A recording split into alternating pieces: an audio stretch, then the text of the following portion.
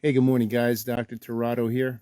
Hope you're having a great morning. What I want to talk to you about this morning, if you notice the title, it's, are you the wise man or are you the expert? Hey, what's up, Rob? And I was thinking about this morning because yesterday, when I was doing my consultations with some of my doctors, one guy had said, "Hey, Dr. Torado, maybe I'll be an expert like you one of these days."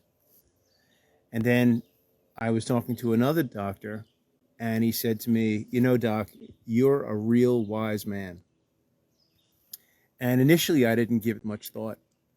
But then as the night progressed, I thought to myself, okay, you know, am I a wise man or am I an expert?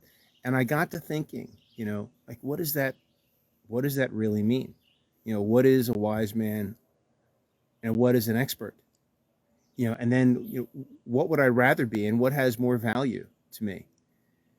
And so I got to thinking about how, when I started my practice 27 years ago, I thought I was an expert in everything. I had, I taught adjusting in chiropractic school. I had all the certifications you could possibly think of. I had a certification in in personal injury. I had certifications in adjusting babies. I had certifications in adjusting seniors. I had all these certifications, and I was led to believe that the more certifications that I have, the more of an expert I would be, and the more money I would make in practice. And so I kept on taking, it was normal. I would, even though I was busted broke when I got out of school, I owed, over 150 grand. I would still borrow money to go out and go take extra certifications. And it's not just because I thought like having the letters after my name was an important thing. I just thought that by becoming an expert, somehow I would end up making more money, and that's what I was led to believe.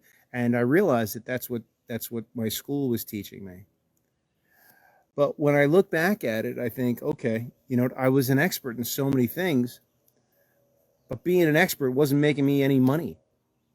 In fact, being an expert, I was going broke fast, real fast.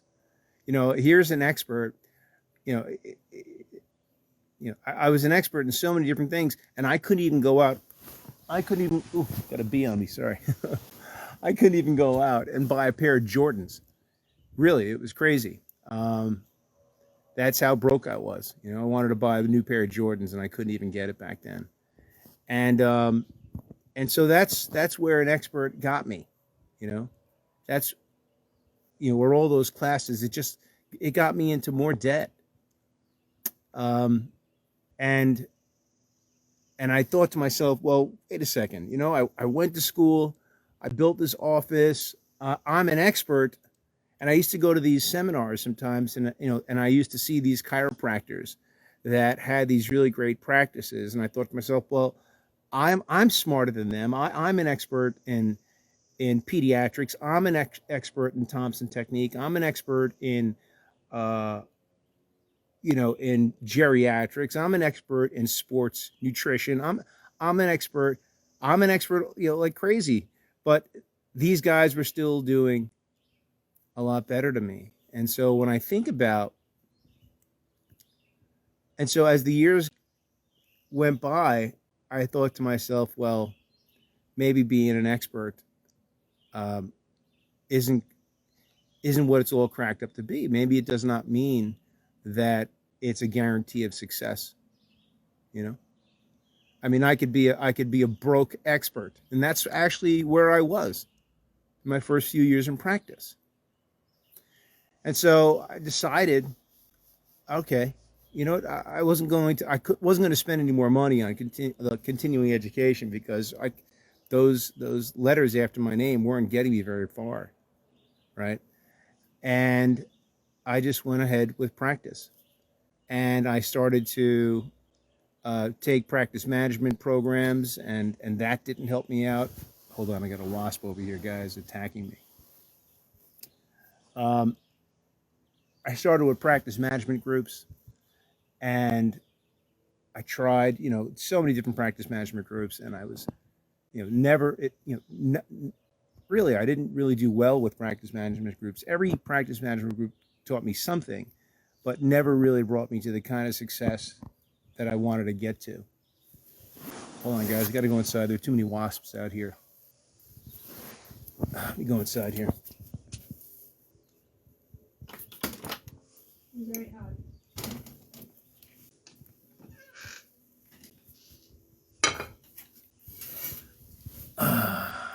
There we go. There we go. So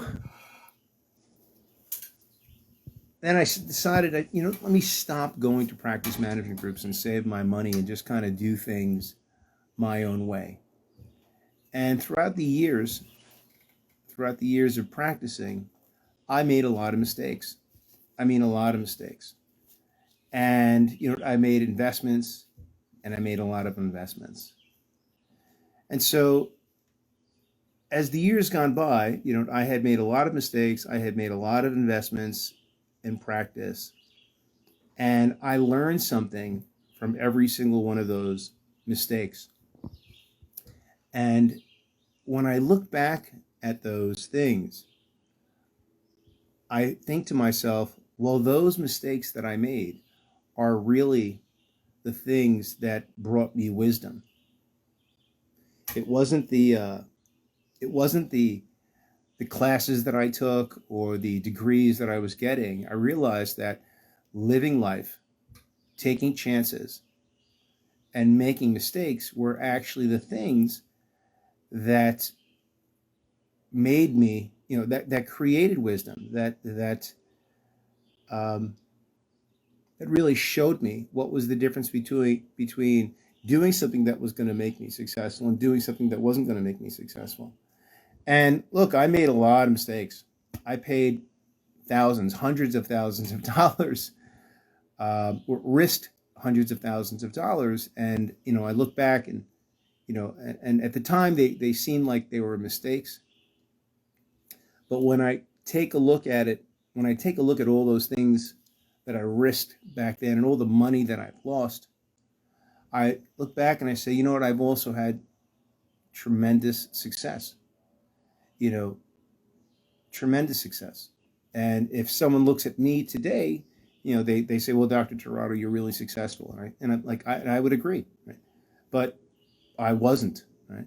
I was willing to take those risks and make those mistakes to become successful.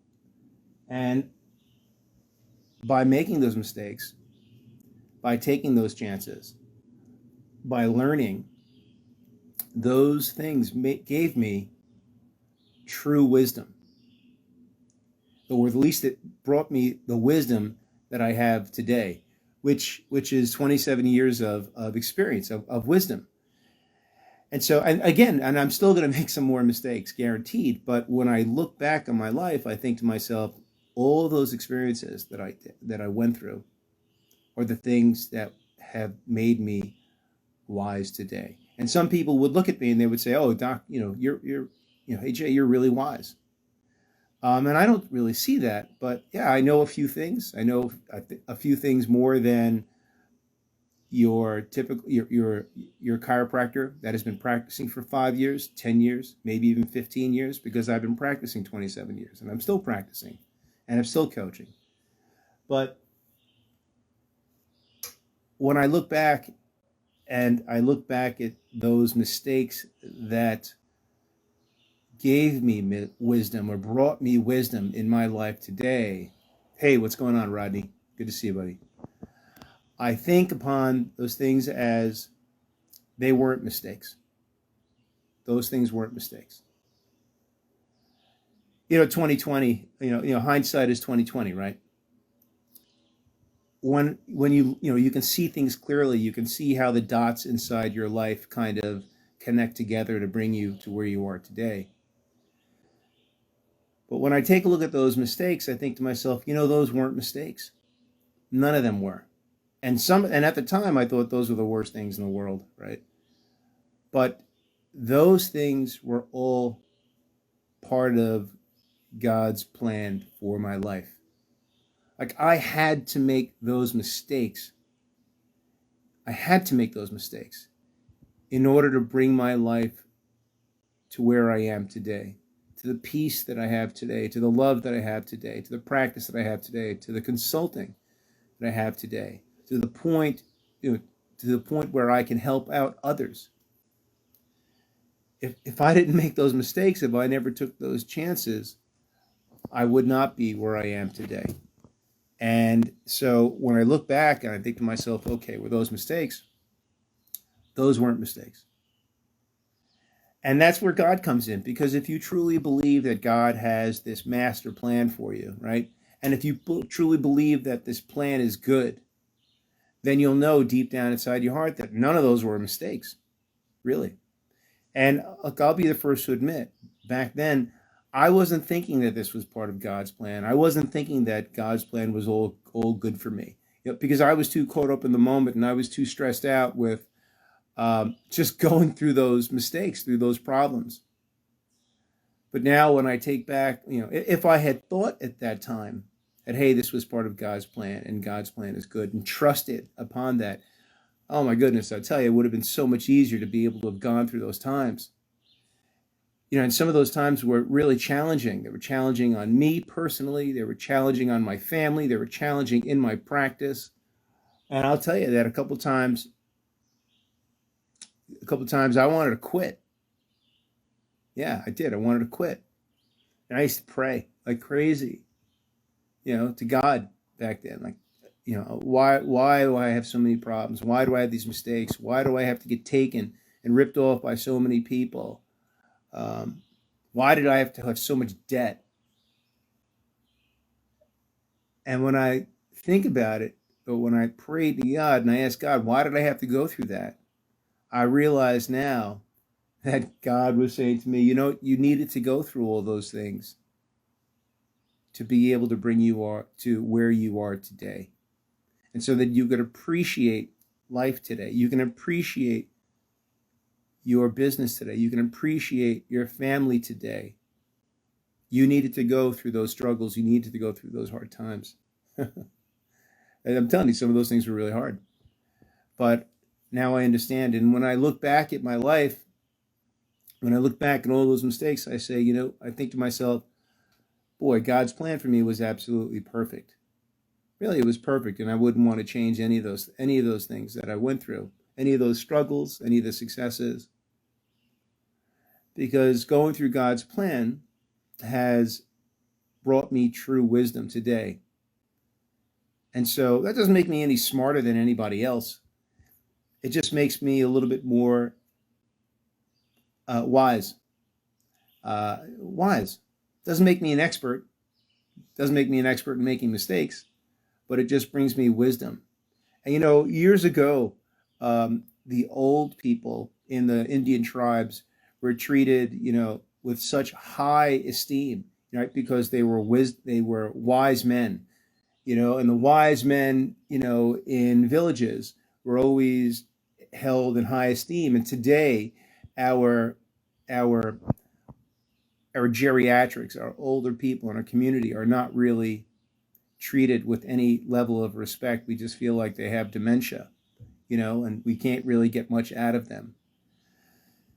But some of the, I'll tell you that some of the older people, some of my older patients, some of my older friends, I have gotten some of the greatest pieces of information in life, in business, and personal development just by talking to them. Really. I mean, sit down with an older person, one of these days, and you'll get just a ton of amazing information, really. You'll also hear about all their health problems also, because that's what older people are always talking about. But getting back to this, original idea of this conversation, which was, would I rather be an expert or would I rather be, a wise man? I would tell you that I'd rather be a wise man,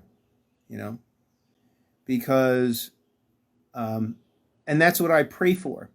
I don't, when I pray to God, I don't pray for expertise in anything, because that'll come. What I pray for is wisdom. Pray to God for wisdom. The wisdom to help myself so that I can help others. The wisdom to help myself financially, spiritually, emotionally, wisdom to help out my family, the wisdom to be able to help out others, other chiropractors when I get on the phone with them. I pray for wisdom, the wisdom of Solomon. And so, I didn't really, but now, nowadays, people, I guess one of the things that I can tell you is, is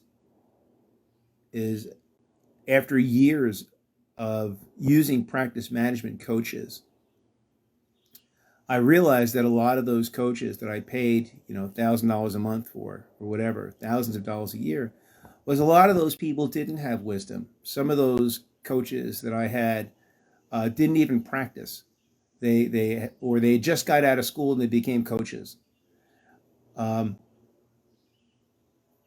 and and I paid money to those people, and they didn't really give me good advice. And that's not to say that a great coach has got to be someone that's in practice for 25 years, 30 years, because some of those times those coaches that have been practicing for such a long time, they can't really relate to what's going on today, right? But if they're still in practice, like myself, then that might be a person that you might want to listen to. They can certainly help you avoid a lot of the mistakes that they made. That's really important. So be careful who you pick out and coach, right? But getting back to being wise or being an expert, you know one thing I'll tell you is don't be afraid to make mistakes. Really, do not ever be afraid to make mistakes. Don't be afraid to go all in. Don't be afraid to commit. Right? So many doctors that I talk to are afraid to commit to something. They say, I'll try to do this, or I'll tell them, go out and go do this. And they'll say, well, I'll try to do that. I'm like, try. Like, what the heck does that mean? I'll try to go do something. I'll try to go to the bathroom. If you try to go to the bathroom, you're going to pee all over yourself. Trying, saying the word trying, just means that you're not committing to something. And committing to something and giving your word to something, about something, really has to do with making a decision about something. And and decision, and commitment and decision, words like that, those are like muscles. The more that you make them, the stronger they get. And I find that a lot of times the difference between a successful person and a non-successful chiropractor, and I'm talking about like in practice, really has to do with their level of commitment or their decision-making muscle. Docs that are committed to something, committed to how they use their time, committed to how they build their practice, committed to God, committed to their family. Those doctors they're all in. They're all in. And when I talk to them, I ask them how they are spending their time. The way they're spending their time is they are praying, or they're spending time learning how to do their billing, their computer program at their office. They're learning how to, what a profit and loss sheet looks like in their business. They're learning how to market, or they're learning, a Brazilian jiu-jitsu, right? They're committed to learning all the time, and doing something with personal development. And doctors that aren't, or they're committed to a workout program. Doctors that aren't committed to things are doctors that are on social media all day. Doctors that are never really, they're at home, they're not doing anything, they're watching a lot of TV. Doctors that work out maybe once a week, they're not working out all the time. Doctors that do an internal marketing program inside their office maybe once every 2 weeks or 3 weeks, rather than working on that every single day. You see, that's commitment, right? And commitment comes from the idea of making a decision. I'm deciding that I'm committed to this. Right? That's what I'm talking about. And so if you really want to determine your level of success, or if I want to determine the level of success that I think a doctor has, I really just ask them about how they spend their time, and I ask them about their commitments. You know, do they make commitments to themselves? Do they break commitments to themselves? And I find that doctors that aren't really successful, or better yet, they're successful, but they haven't achieved the level of success that they want. It's because they break commitments to themselves. They just do, and they don't think anything about it. And so, for example, a lot of times I'm talking when I do my strategy calls with doctors. I'll tell them, and I realize that they don't have good decision making skills. They don't have good commitment making skills. A lot of times when I'm coaching a doc, I'll tell them, look, I want you to schedule a vacation with you and your loved one within the next 2 weeks, and don't break it. I want you to go on that vacation. And that could be going for a hike. That could be going for a trip to some tropical island. It could be a camping trip, or it could even be a commitment to going out for an expensive dinner. I say make that commitment within the next 2 weeks, and they're like looking at me like I'm crazy. And I say, look, I want you to write that down, make that commitment, and don't break that commitment with yourself. And they look at me like I'm insane. But there's a reason, there's a method to the madness. I make them make that commitment to themselves to see whether or not they're going to break that. And wouldn't you know, some doctors do break that. And who are those doctors? Those are the doctors that don't do well in practice. And then there are other doctors that make that commitment and they stick by that commitment. They do. And they they strengthen that decision-making skill. They strengthen that commitment-making muscle. And they do that little by little by little by little. And they, over time, as they strengthen that commitment muscle, their practice starts to change. It just does. Because they start to change. And their level of commitment to themselves starts to change. And as their level of commitment to themselves starts to grow and get better, their practice starts to grow and gets better. And a lot of times people don't even realize it. They don't know why their practice is growing, but their practice grows. And sometimes, and I think it has to do, the level of commitment also has to do with your level of commitment to God, to believing that God is going to deliver on what you ask of him. And really, that's what I firmly believe, and that's what happens. I mean, it's really crazy the way it does work. It's divine,